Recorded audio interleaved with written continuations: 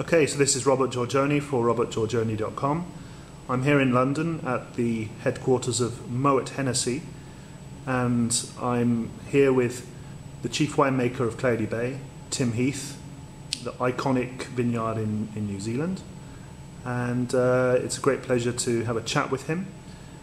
Tim, tell us a little bit about yourself and about Cloudy Bay. Sure. So I've been at Cloudy Bay for coming up on 7 years now. I've worked outside of Marlborough, particularly in Australia, in the Eden Valley part of the Barossa, prior to coming to New Zealand and Marlborough. A bit of time in the Clare Valley and also in the Northern Rhone in France.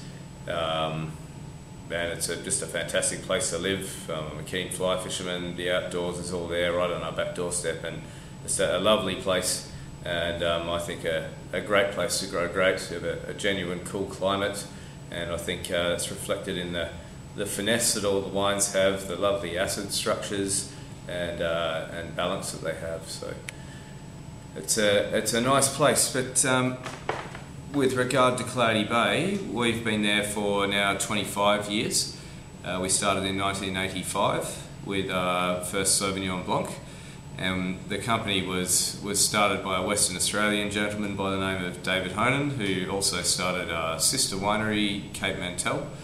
And the idea really back in 1985 was to really focus on Sauvignon as a variety from our region, Marlborough. But there was always more to the story than just Sauvignon with Cloudy Bay ever since a very early stage. 1987 was the first Chardonnay that we made, as well as the first sparkling wine.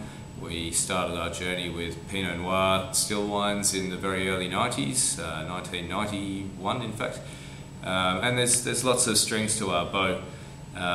So I really do like to think of us as not being a one-trick pony. It's a region that has a fantastic climate for growing many grape varietals outside of just Sauvignon Blanc. When was your first vintage at Cloudy Bay? My first vintage was 2005, so 011 will be my seventh vintage there. I've been in the wine industry making wine for about 12 vintages now.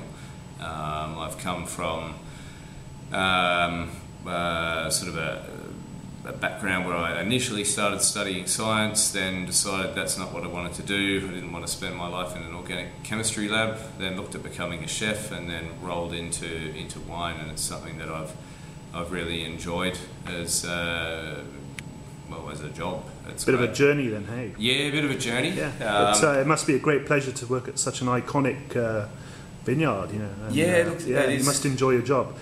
Tim, tell me a little bit more about the 2010 vintage specifically, please. Sure. So the 2010 vintage of Sauvignon, I think we've seen some great punchy flavours as a function of the climatic conditions. We had quite a cold spring, and then a warmish January, which is quite early on in the piece with regard to the ripening season and relative to harvest.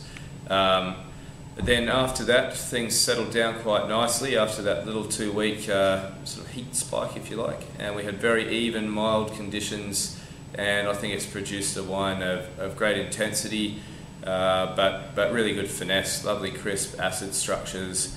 It's got a good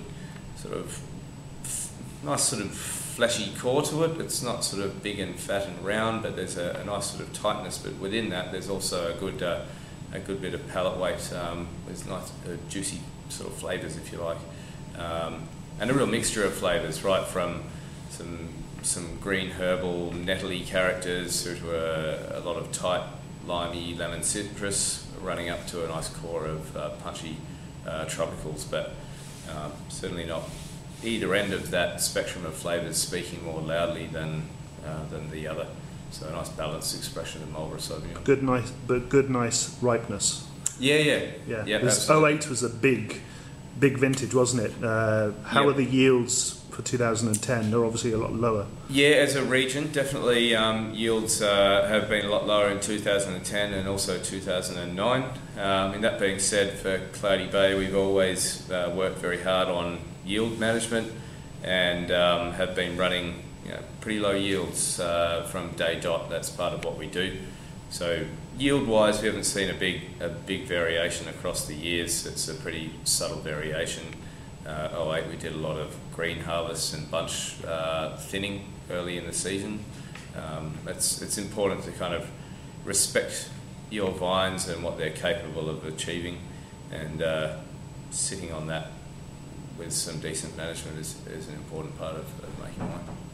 Great. Well, thank you for the insight into yourself and to Cloudy Bay, and it's a great pleasure to meet you. Wonderful opportunity, and hope you enjoy the rest of your time in London.